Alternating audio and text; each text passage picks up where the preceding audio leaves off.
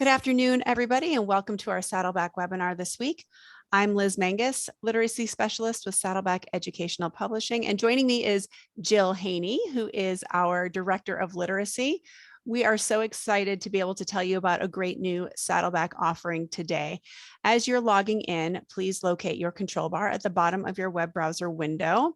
That is where you will find the chat, the Q&A, and the live transcript icons. So we do want you to chat with us today. If you could go to the chat right now and select everyone from the drop down, and then just let us know where you're joining us from.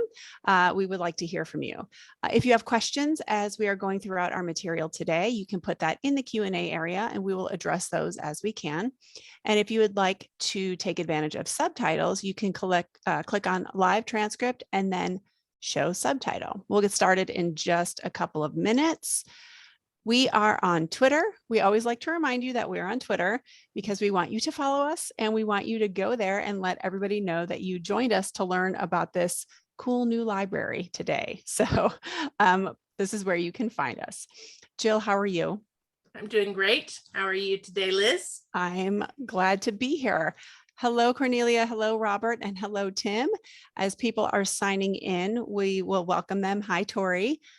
Great to see everybody today. So Jill, this is like the second time in about 4 or 6 weeks that you've been on with us. So Yep. It's nice to be able to share with everybody what's going on with in Saddleback world with new products and resources. So thank you for being here. Absolutely. For those of you who are joining us who don't know Jill, she is, as I said, our Director of Literacy, and you may have heard her speak at a national or state conference. She's a legend, right? She's a legend, as we like to say, in Saddleback world. That ages me, Liz. I don't know if I like that term. No, you should embrace it. You should embrace it. I think legend is a great word. I don't think it ages you. No, I just think you should own it, you know? All right. I say people are slowly joining us here. So welcome, everybody. Welcome to all of our attendees, and welcome if you're catching this on the video. I know many people are still in the middle of the workday or with their students in their classrooms, so they're not able to join us live, but they do like to check out the videos. So welcome, everybody, whenever you get a chance to watch, and we're always here to answer your questions as well. So, okay.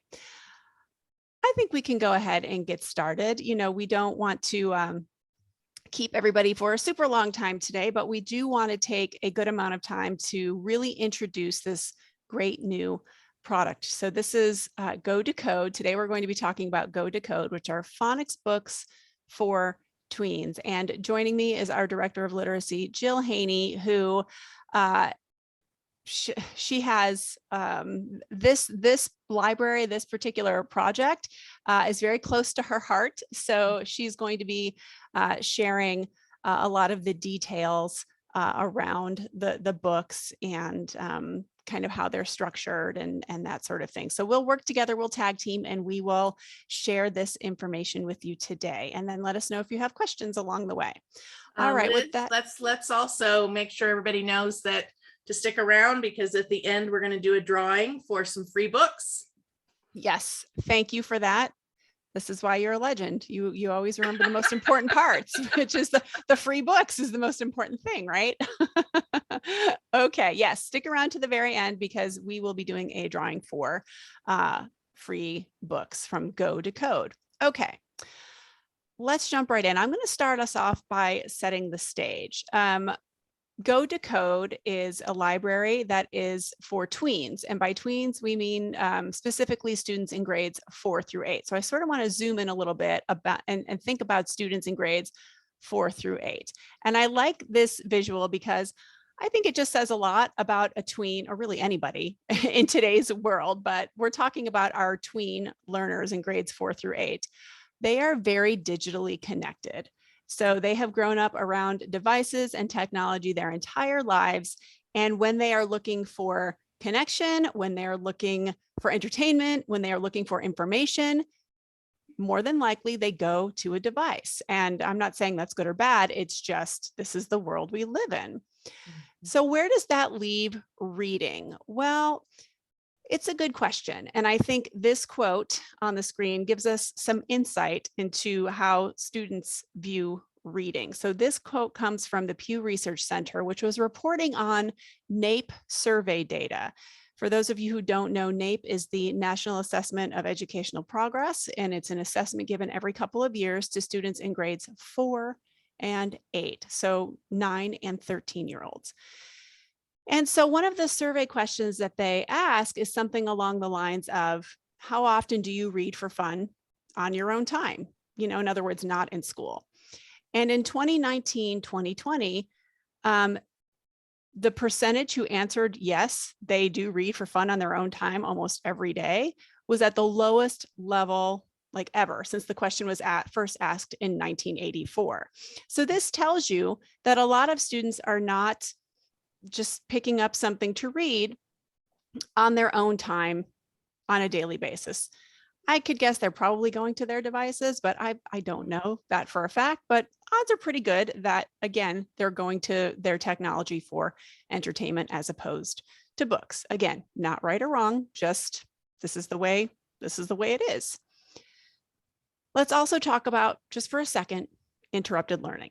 I don't want to go into this too deeply because we know, we get it, we're living it every day. So there's no reason to kind of get into this very deeply. But the fact of the matter is, students are experiencing gaps in learning. So when they come to our classrooms, many of them are facing reading challenges. They have gaps in their academic history in some cases. And we as teachers need to be able to fill those gaps with strategies and tools. So phonics, being a key part of learning to read, is one of those things that we need to have tools to teach, because if a student comes to us and they have gaps in their phonics skills and they happen to be a little bit older, we still need to be able to fill those gaps, even though it's something they should have maybe learned in first grade or something like that. So let's take a moment too to acknowledge the multilingual learners and newcomers in our schools. I know many of you joining us today are actually teachers of recent arrival students or multilingual learners. This population of students as well may benefit from phonics instruction, and they are coming from all over the world, lots of different languages, lots of different schooling histories. So again, as teachers, wouldn't it be nice to have something that is geared toward teens and tweens and also phonics based, so that we can begin to teach the code of the English language. So that's just what I wanted to say about that. I want to pause here and make sure Jill doesn't have anything to add, because I feel like I'm talking kind of fast. So did I miss anything, Jill? I think you've done a great job kind of setting the stage for the situation. You know, when we talk about these older students who have gaps and terms of literacy, and oftentimes those gaps are phonics related, it really does set them up for a challenge for the rest of their life. So yeah, I think you've done a great job, Liz. And of course, this slide that you're about to talk about and the critical reading components, we can see that phonics and phonemic awareness are a big part of that. Absolutely. So these are the big five. These are the 5 critical reading components. This comes from the work of the National Reading Panel in the late 90s, early 2000s. And essentially what they said was students need instruction in all 5 of these areas to become fluent, effective readers. Today, we're talking about tweens, students in grades 4 through 8, and let's acknowledge that by the time a student gets into grade 4, reading teachers are really honing in on comprehension, fluency, and vocabulary. Phonics and phonemic awareness are largely considered the realm of the lower elementary teachers. So perhaps we need to think about those, you know, the interrupted learning and the gaps and the reading challenges, and students are going to be coming to upper elementary and to middle school with gaps in phonics. So we need to be equipped to handle that. So along these lines of the 5 critical reading components, I'd like to get your thoughts. Let me go ahead and launch a poll. So we'd like to know, of these 5, of the big 5 critical reading components, which one do you find most challenging to teach? And you can actually choose more than one here. So go ahead and let's see what you think. I have my predictions on this, Jill, but we'll see how it goes. Yep. All right, good participation, everybody. We'll give it a few more seconds here.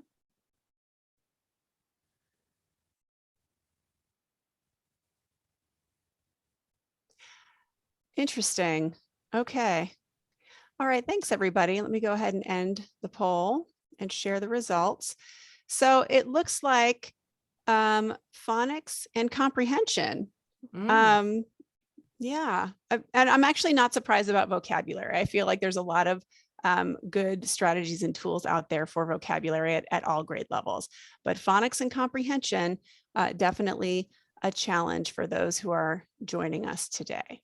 All right, thanks. This perfect library to address both of those, actually. Absolutely. So fantastic. Yeah, perfect. So I'm actually glad that those results sort of align with these next few slides, because I think we just learned that phonics is important and it doesn't really matter what age we're dealing with. We need to have those skills. Specifically with adolescent learners, if they don't have the phonics, then it's going to negatively affect the comprehension, the vocabulary, and the fluency. So how much growth can we expect in reading in terms of comprehension, vocabulary, and fluency if we don't have the phonics solidified? As we know, as students progress through the grade levels, text tends to get harder. So we need to have the basic skills, and we also need to have just the general patterns to be able to decode unknown words as those texts get more and more complicated over time. So speaking of patterns, Jill and I both love this slide. So of course, it had to make it into today's presentation. Even though English is one of those languages, I feel like English has kind of a bad reputation for being sort of unnecessarily difficult at times, but actually about 80% of English words follow a regular and predictable phonics pattern. So actually teaching phonics patterns allows students to unlock a whole new world when it comes to reading. If we have those basic skills and we can decode, we can figure out what things say, and then we can then apply those comprehension skills that are the primary focus in grades 4 through 8 a lot of times. So this is just to kind of cap this off before we actually get into talking about Go Decode. The bottom line is tween emergent readers who are struggling, they typically don't get phonics instruction. And that's because that's considered to be the domain of lower elementary school. So if they're missing that skill, a lot of times we don't in the upper grades have what we need to address it. And when we do have the know-how for addressing it, oftentimes the materials we have are not age appropriate and they're babyish. So that's why Go Decode was created. And this, as I said, was a labor of love for Jill and the team at Saddleback, and we're very, very proud of it. And I think I just want to kind of introduce you. This is Library 1. There will be more coming soon in the next couple of years. But this is our phonics-based literacy library for tweens. And Jill, I'm going to let you kind of take it from here and hang back and chime in as needed. So awesome. Thank you, Liz. And yes, please feel free to chime in at any point. As Liz said, this is a very, very exciting day. I had the opportunity and the privilege to write a great deal of this particular library. It was a lot of fun writing not only fiction, but nonfiction books, and then the teacher's guide, and just being an opportunity to create really fun, engaging texts that are for tweens, but that really emphasize these different phonics skills. And Liz made an excellent point that this is just the first There will be 2 more libraries that will be coming. So we are really talking with this library about the most basic of phonics skills in terms of single consonant sounds and then short vowel sounds. And by the end of this library, long vowel sounds. So we'll get a little more into that. You want to go ahead, Liz, and let's take a look at some of these great books. This library has both fiction, as you can kind of take a look here, and it is a wide variety of fiction. And right away, you will see that it is supported on every page with full color visuals, and they are photos. So they have a lot of realism, and this is just a great opportunity, especially for our striving readers, our multilingual learners, to really be able to use the images to help understand and master that comprehension as well. Right. And then we also have nonfiction, and the nonfiction is going to be from all the way from biography type nonfiction to informational text, and looking at the history of different elements like gum, which was a lot of fun to write about, as were drums. And so then, Liz, if you want to move to that next slide, you can see right away from these covers that the focus here we knew was going to be grades 4 through 8. And so you're going to see characters and images that are age respectful, that are about that same, those main characters are going to be that same age throughout. And you are going to get a real sense of the variety also of the genres from these covers. And here you see a quick list of them. Yes, mystery, sports, STEM, realistic fiction, science fiction, historical fiction, action, adventure, and the variety is going to happen at every level. Now, when we talk about levels in Go Decode, we have in the first box, this Go Decode box, actually 3 different levels.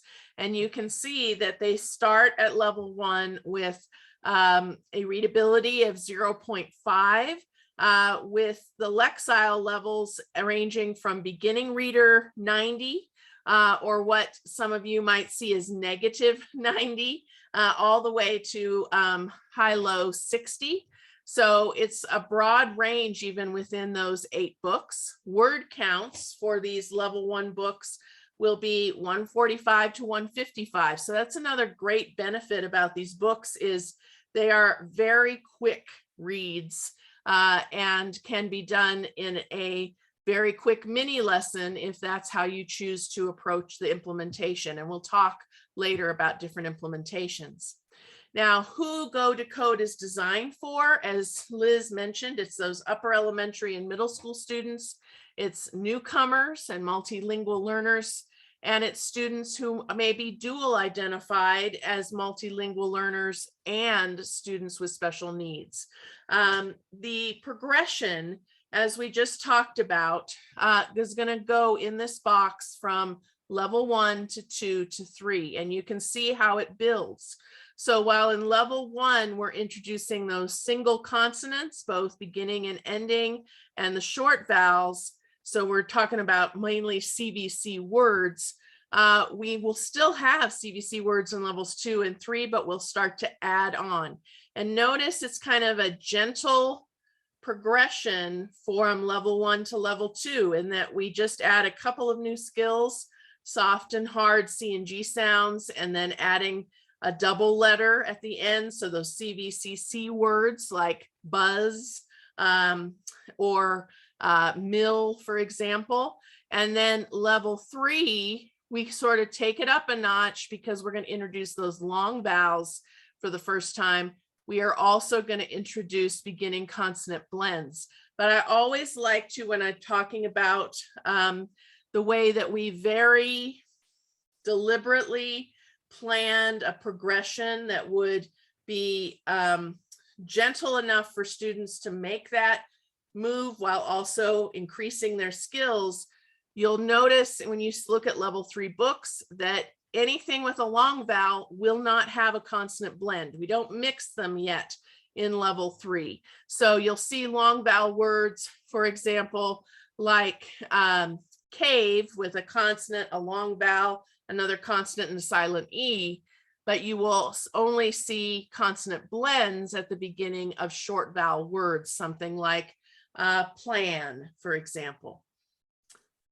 Now, why these skills in this order? We did a lot of research in terms of the different phonics programs out there, and of course, there are numerous ones. We wanted to have a systematic progression that definitely started with CVC words, but one of the things that's very different is that in our first level, we're going to see all the consonants and all the short vowels, whereas in a traditional kind of phonics teaching program, you may just introduce 1 or 2 consonants and 1 vowel, and then you add on to that. But we know that older students have been exposed to words and sounds for a number of years.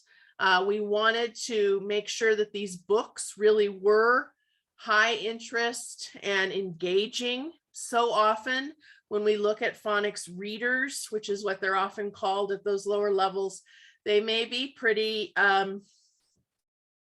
almost kind of sing-songy and not make a lot of sense. Like you'll see something like the cat sat on the mat kind of things. And there's not necessarily a lot of sense to that.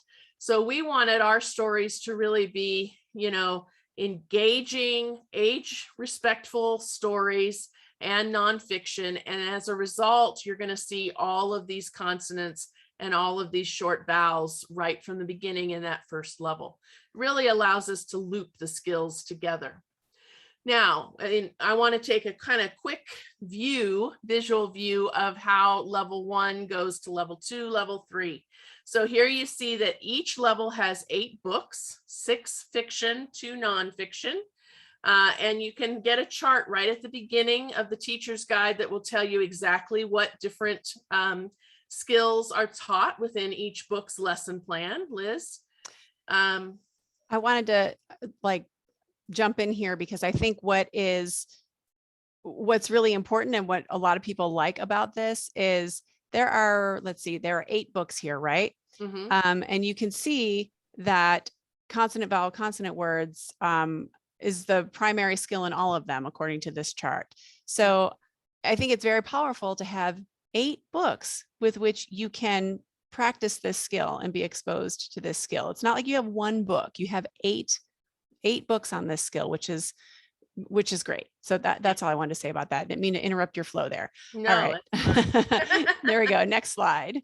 So now let's take a look inside one of these sample level 1 books, and you can see exactly what Liz is pointing out here. You've got those CVC words really throughout, you know, sun, hot, west, bit.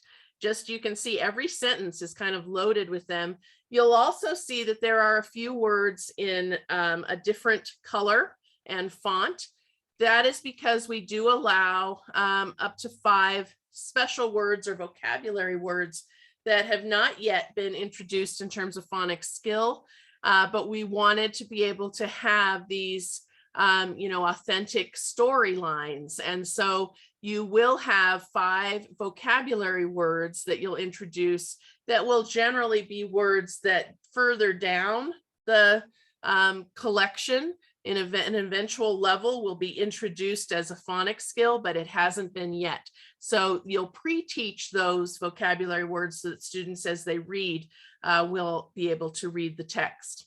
And here you can see those 8 titles. Actually, now we've moved into level 2 here. Did we miss the phonics skill slide, Liz? No, we did not. Mm-mm. Okay. So this is level 2, and you can begin to see now this focus now on CVCC words, where every single title is going to have one of these words that has that single consonant, short vowel, and then the double consonants at the end. Yeah, let's go to that slide. Here it is. So this is the more bird's eye view to see the skills. So yeah, and there you can see how as we go up in a level, you'll remember back on that level 1 chart, one of the things that Liz pointed out is how all of them were focused on CVC words. You can see as we move up in levels, we start to focus in the lesson plans on different types of skills, but you'll still have multiple opportunities to practice skills throughout the books. Mhm. Here's a good sample for level 2. Excellent. So here you can see one of the unique things about these books, again, is the different genres. And this happens to be one that is set in kind of a dystopian future under the wall. And so you see, again, lots of different words. Now, I want to point out, because I didn't do that with the level 1 book, that another thing that's in here is sight words. So we will use sight words from the Dolch lists that are for pre-K, K, first and second, and you'll see them in here as well, along with the phonics words. And then again, whenever it's a special word, something that's not been introduced in terms of phonics skill, it'll be in a different color and font. Okay. And then here's the level 3 covers, beautiful covers. I think that's why you put these in here to, I guess, show off a little bit. So these are level 3. Absolutely. And I Yes. can jump to the skills chart there for you. Perfect. And again, now you're seeing in level 3, we've introduced long vowels for the first time. And so we again start to see that there are a lot of opportunities to teach these skills, whether it be the CVCE words or the words that have a blend at the beginning, which we have some of those blend sounds with every book as well. So you get, again, that variety, as well as the fiction, nonfiction opportunities to intertext with. And here is that sample level 3 book. I'm very proud of this book because as the mother of a child who has disabilities, I love the fact that our books also feature characters from a diverse background and of diverse abilities. And that's one of these books is Clap for Me. Yeah, it's a great book. So in terms of the books, one of some things that you've probably seen as we've taken a kind of closer look is that low readability that is in all of these books. The highest you're going to get in this particular level will be at a 0.9. And you're going to have short, simple sentences, manageable amounts of words per page. Each sentence we try to put on its own line. So instead of traditional paragraphs, you're going to be able to not have to worry about moving the eyes back down. You're going to have that sentence contained on a line, and you're going to have those decodable words from those phonics skills along with the high frequency words. Yes, I before I move on to the next slide, I think this list is a really great way to explain why these books are actually so popular with our newcomer or recent arrival students. They are bright, colorful, engaging, age appropriate, yet accessible for somebody who is new to the English language for these exact reasons that are listed here on this slide. So I wanted to make sure that I say that because these are a great choice for tween newcomers. Yes, absolutely. You know, when you think about the fact that a story is going to be between the beginning level 1's 145 to 155, and I don't think level 3 gets much more than 190 or so. So it's a matter of being able to do kind of a quick focused read, and you've got the whole book done. Yeah.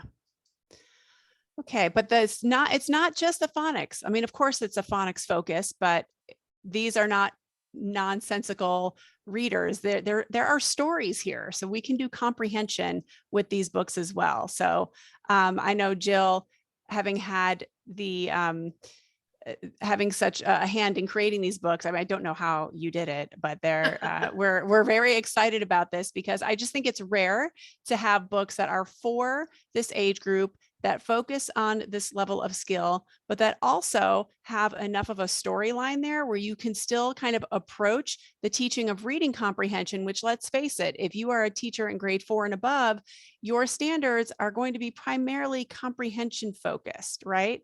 So we've got this all in one package. So I don't know how you did it, but thank you. Well, and that is one of the beauties when we took that poll at the beginning, and folks talked about kind of an equal result between phonics and comprehension.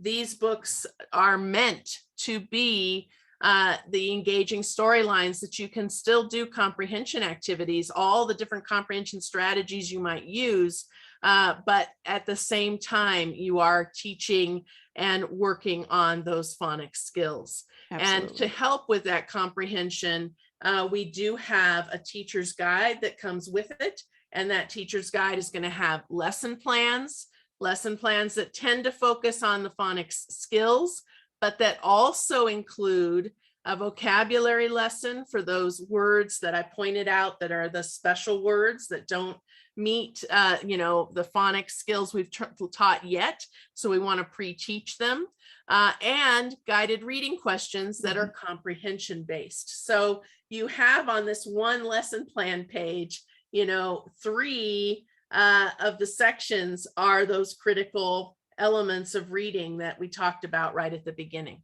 Yeah, and I like to point out too, if you are a teacher of newcomers, the guided reading questions are really popular because from a teaching and planning perspective, not only do you have your vocabulary, your phonics skill and all of that, but you have these questions that really gauge comprehension along the way. And they are phrased in such a way where it's very simple for you to create a sentence stem for your students to fill in. So it's more of a structured conversation activity. So it works really well for that too.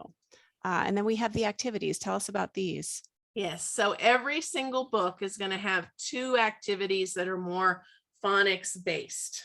So you can see here that emphasis here at this level 1 book on single consonants and the short vowels, but different ways for students to engage with those particular phonics skills. So they're getting multiple types of practice in them. And you'll always have 2 of these kind of phonics focused activities with every book. And then if you'll go to the next slide, Liz, you'll see there will always be 1 activity that's more comprehension based. And this one is a great example because it also shows how we use different graphics, diagrams, ways to really try to, again, make that comprehension engaging. And we will use different things from this one, like with they're actually filling in words from the story to answer these questions, to actually fill in the blank kinds of questions down below with a word bank. And then there's a quiz too. Yes, for your assessments and basically keeping track of progress, you will have a comprehension quiz for every book that includes both multiple choice and a short answer question. And then you have, as this Liz was just showing, this program progress chart where you can keep track of how students are progressing. One of the beauties of this piece, as with so many of Saddleback's libraries, is that you do not have to go in any particular order. So if I'm looking at those phonics skills charts, for example, and I know I'm in level 1, I might decide, hey, I want to focus, for example, on the consonant F and the short vowel A. I might look at that chart and that will more guide me to what book I want the students to look at first. On the other hand, it may be that I want it to really just be from student choice, because we know how important choice is. So with these varieties of genres and these varieties of titles, students could actually decide within level 1 what book interests them most, and that may be their first entry.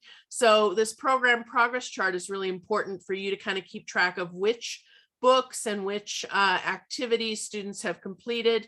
You generally do want to make sure that students are comfortable and doing well with level 1 before moving to level 2. So Mhm. while they can pick and choose within a level, we do want to see that kind of mastery of CVC words in level 1 before we then layer on some more skills in the level 2 books. Yeah, thank you for that comment. Kellen says, more often than not, I choose which Saddleback books I use off of student interest or topical reasons. Still works. Still Yep. works great to plug it in that way. So thank you for that. So let's switch gears a little bit and talk about implementation. We're not going to get into a deep dive on implementation today, but we always do like to offer you a little something on Mhm. these webinars, because it's one thing to have the materials, it's another thing to have some inspiration around how to implement them. So we have 3 suggestions here, a couple of which Jill already covered. Small groups for phonics study. So what I really like about these books is again, going back to the fact that we have, multiple books per Yep. primary skill. So you can really do a phonics study around CVC, and you have a lot of different examples that you can do with that around in a small group. So, and then Jill just mentioned the targeted skills instruction. If you know you have a certain vowel consonant you need to work on, you can go to that program progress chart, or there's an overview chart in the guide as well. And you can find the levels and the books that cover those skills. So you're really getting that targeted instruction to kind of fill any gaps that need to be filled. And then of course, self-selection, or choosing books based on student interest or interest inventories, or topics that you need to cover in the class that may be related to standards. So there are lots of different ways that you can choose to implement these books. Anything else to add to this one? I do want to just make sure, because I'm not sure if we've been specifically pointed it out, but the box actually comes with 3 copies of every book, that large box. So that also really sets it up nicely for those small groups for phonics study, because you already have multiple books. That's all, each student can have a copy of their own. Yes, thank you for that. So 3 copies of each title will come in the box. So it is set up for small group. All right, so now. Oh, go ahead, Jill. Sorry, Liz.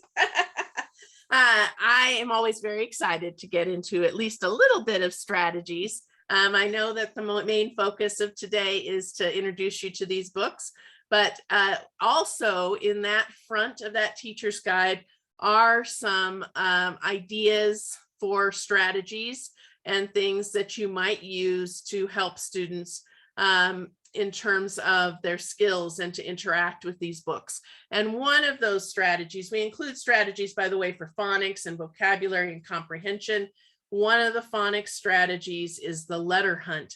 I love this because it's really fun and easy to do it. And you actually could do this in a classroom with students having different books as well, because the key is to basically have them focus in on a particular letter, or a letter. In the case of, once we get to level 3 and we have blends, it might be a letter group, but you ask them to do literally kind of just skim their book, looking for words that contain a particular letter or letter blend.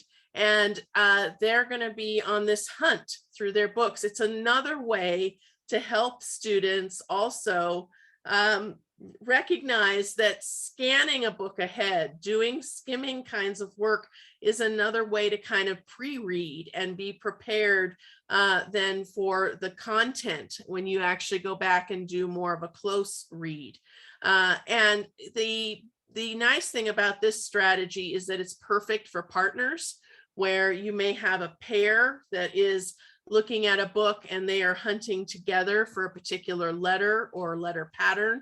And the nice thing about this is, while you can obviously use this, and we want you to use this strategy with our Go Decode books, as students are learning these strategies, they could really apply them to anything that they are reading, and that includes their textbooks as well as other types of books that they could do a search, a letter hunt And so this is a fun and easy strategy. Doesn't take a very long time, but it helps students again to apply that. Okay, that's the letter or the letter pattern that I'm learning, and it exists in many, many different places in what I'm reading.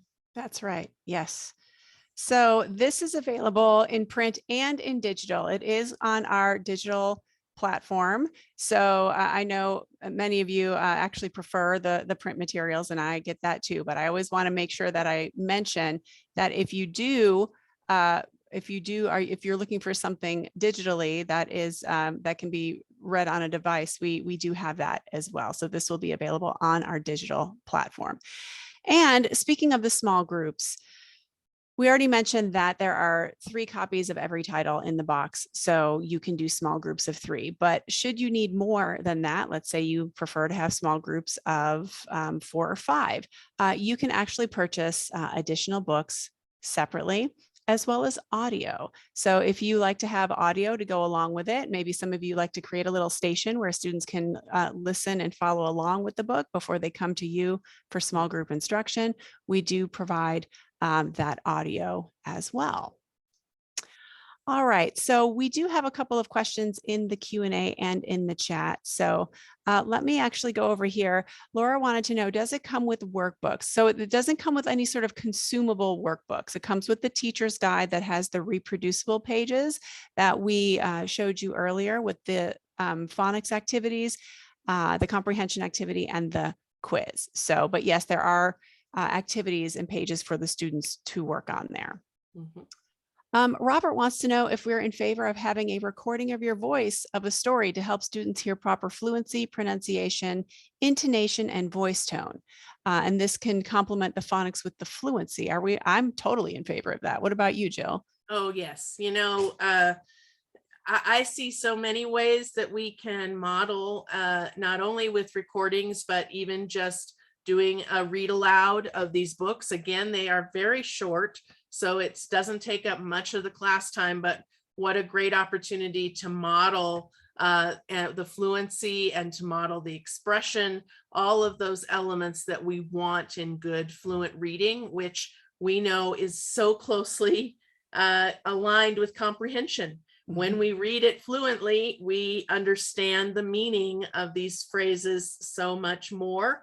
And so we really want to model that. And the recordings are great, as are read alouds. Absolutely. And a follow-up question from Robert about injecting differentiated instruction with merging phonics, phonemic awareness, vocabulary fluency, and comprehension. Yes, so we are big fans of the small group here, and organizing your small groups in such a way that allows you to appropriately merge all of those 5 critical components of reading in an appropriate way for the learners. So I'm totally in favor of that as well. Are there any opportunities or activities for students to assess their own progress? So we certainly provide the quizzes in the book and the program progress chart as well. So if you wanted to teach the students to track their own progress using those tools, you certainly could. I think that's a great idea.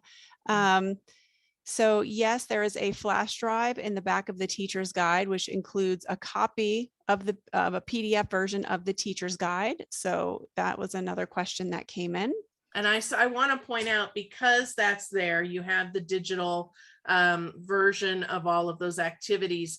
I have seen a lot of classrooms that may need to do more scaffolding and more support will project those activities on a whiteboard and actually do it as a small group together. And you have all of the tools to be able to do that when you purchase the box, because as you said, all of the activities are on that flash drive that's included in the back of the teacher's guide. Yes. Laura says, do teachers use this with a curriculum or as a supplemental curriculum? That's a great question. Yeah. So okay. Jill, what are your thoughts on that? So one of the things when we were creating this library, we really wanted it to be able to be a supplement to whatever main phonics curriculum you may be implementing. So there are so many different, like Orton Gillingham based phonics curriculums out there, but a lot of those curriculums don't have many books, or if they do have books, they tend to be the ones that are real focused on a specific skill.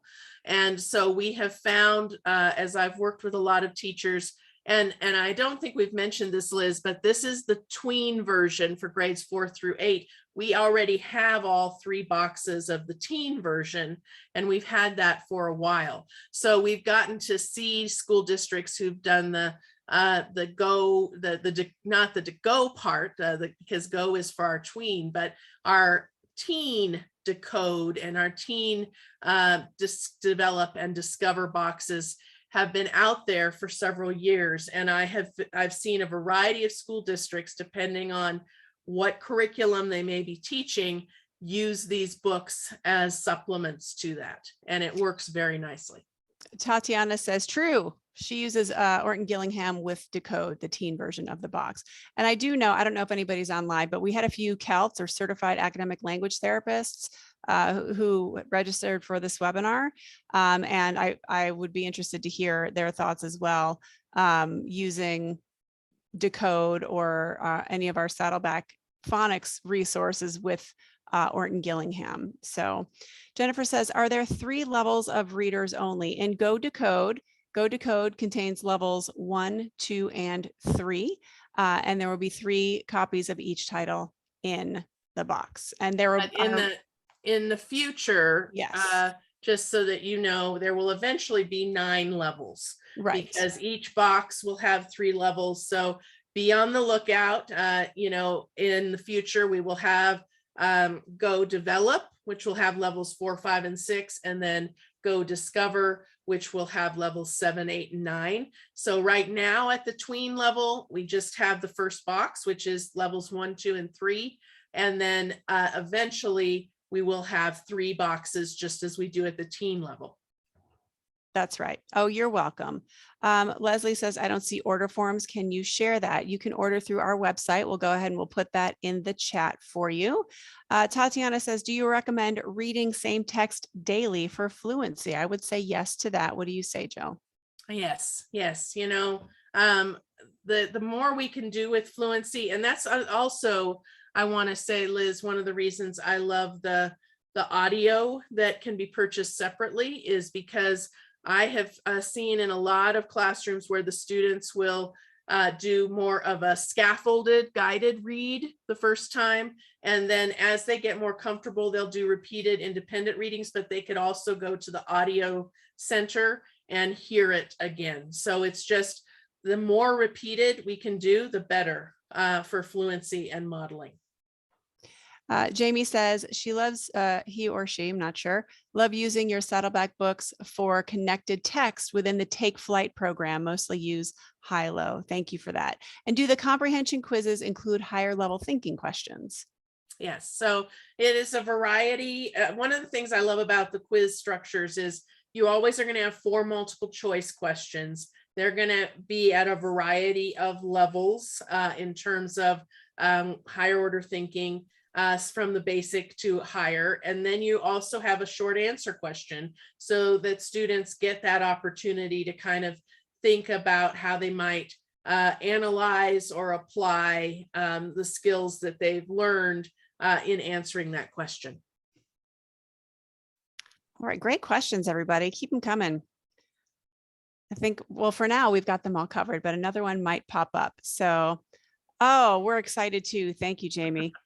Look at all the folks that have joined us, Liz. This is going to be quite a drawing today to see who our winners are. I know. All right. Well, while we are waiting for that, let's talk about who's coming up next week. So if you think of another question, go ahead and drop it in the chat or the Q&A. But next week, we are bringing back Margot Gottlieb, and she's going to talk about equity in classroom assessment for multilingual learners.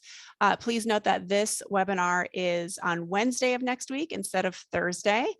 You can register for this on our website, or we always like to send you an email letting you know when and how you can register to attend the webinar. So be on the lookout for that. Okay, let's talk about winning free books.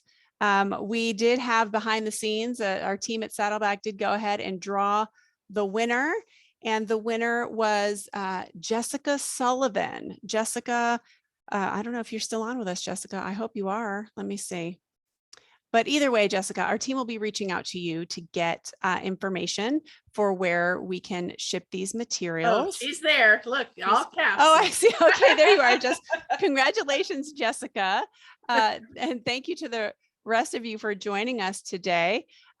So Jessica, we will definitely reach out. Somebody from the team will email you and to find out where we can send your prize.